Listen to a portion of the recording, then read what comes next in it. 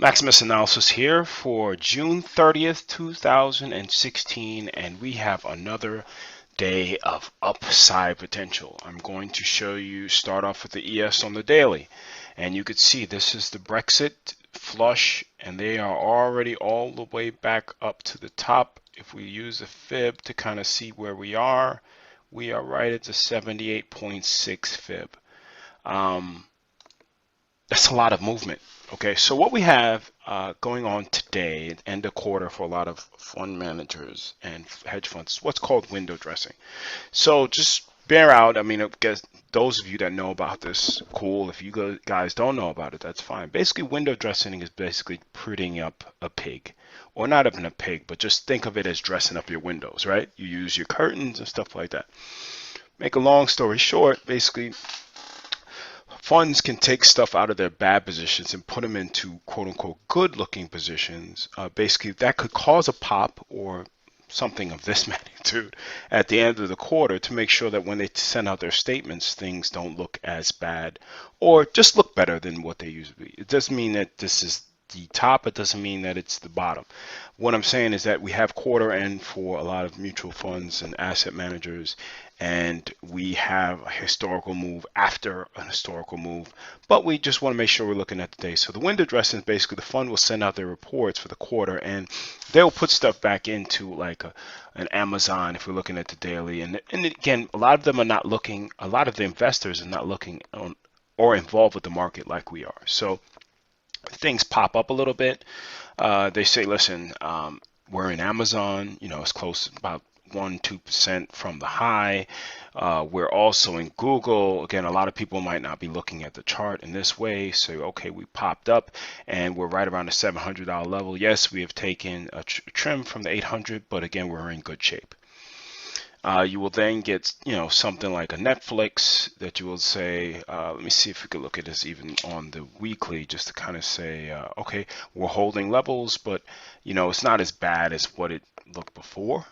Okay, you have some stuff that will just look bad, but again, window dressing is something that they send out for the reports, and we'll see what happens next week with the follow-up. So again, not saying that this is not a legitimate rally because the price has moved. Okay, remember I put out my newsletter and we were looking for specific levels. So I wanted to close actually for the month, which I was looking at two higher time frames, and I'll explain to you shortly.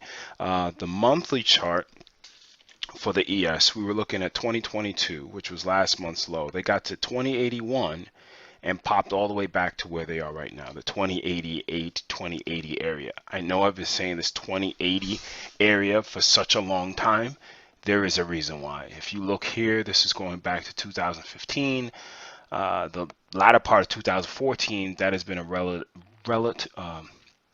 relative area or an area that had to be recognized for the entire time period. So even if I put, you know, something around that area right here, okay, you could see that this area has been significant, just sideways, sideways, sideways, getting above, coming back, getting above, coming back, getting above, coming back, getting above.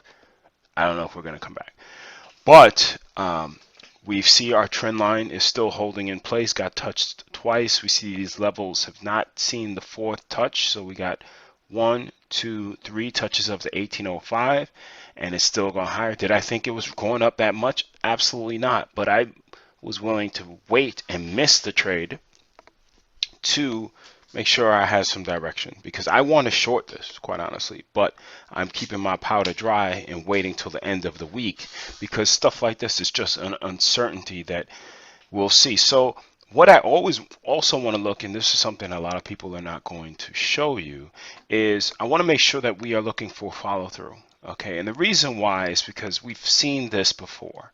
Now, looking at this weekly chart, you can see that this was down and it came right back up. And if you look, if I put even a rectangle around it, you'll see that it's damn near the same price, or at least the same range of where we are currently. So this happened, and we thought it was going to pop up into the November of last year, and it never popped up. It actually went down. We have another event that's basically coming right at this level too. So if you put something at these highs, or if I put a little rectangle up, let me take this one off to make some clarity. And again, I'm using just this, and I'm not really going to go much into the stocks, but more on the index side of things, because I want you guys to see this should be a lessons learned, and you could use this to apply to any chart that you have. Now you take this, let's say you take this little rectangle right here and you put it above the highs. You can see that that's been resistance. Okay, that's what would be considered like an institutional zone, or basically a zone of support that is respected. It's respected 1, 2, 3, 4 times, and they're looking to come back into it. We don't want to see them get anywhere close to this 2013, 2014 area again. If they do this bipolar action, we just got to sit on our hands, because this in hindsight looked like an easy trade. This is not an easy trade, because you're trying to go long, you get no follow through, slam back down. Where do I go? Slightly lower high, flushes down, and then it's still very, very sideways. And you can see based on this range, I mean, this is October 2014. Okay, so we've been sideways for a long, long, long time. And if they go up, I'm looking at 2160, 2180 as the, that's going to be the big top per se. I don't know. But I would look at that to say, okay, if it continues up, that would be my target. I'm not going to say 2300, and that would be like a Super Bowl market if it got up to that point. But what I don't want you to do, especially with the trading hours being restricted on Monday because of the U.S. July 4th Independence holiday, I don't want you to take a position just blindly going into the weekend. Okay, if you're in the long, congratulations. Like, if you hear that, that's clapping my hands to say, listen, guys, that's a great one, because I did not take it. I did not take it. I was short a lot, net short going into the Brexit price line, Tesla, DD, DuPont, IWM, and also I am still short the USO puts, even though they're not paying that well because it just doesn't move that much. But that's just me adjusting to either buy common or go just get the future, quite honestly. But either way, want to make sure that we're not blinded by, okay, what are we going to do tomorrow?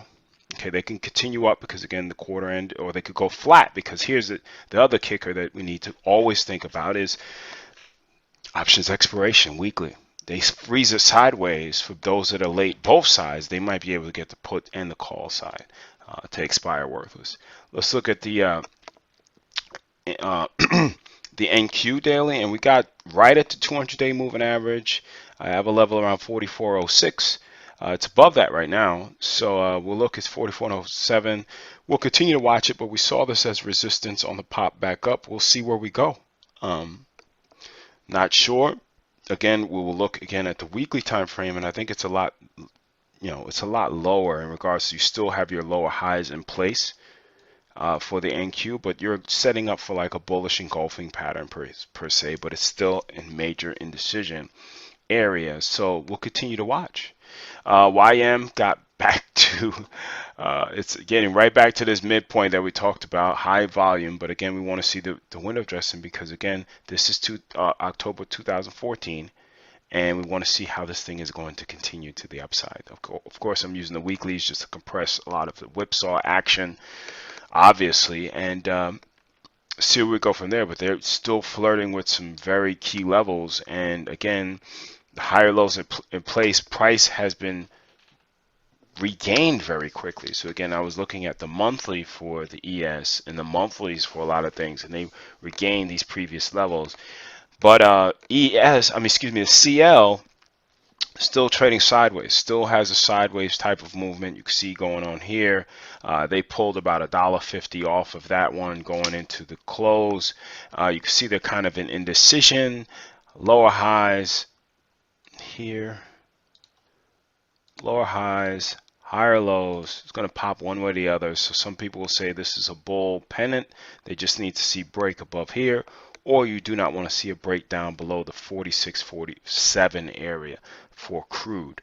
But going back again, I'm not really going to go much into any names, but just looking at the big picture, we want to really make sure that we're looking to say, okay, we don't want to chase. This is crazy.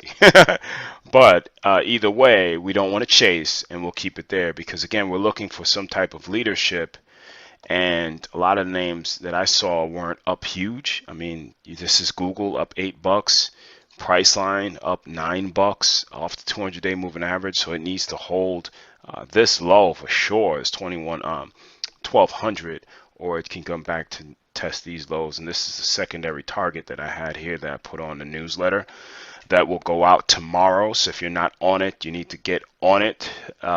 This is Tesla up $2. Not much going on here.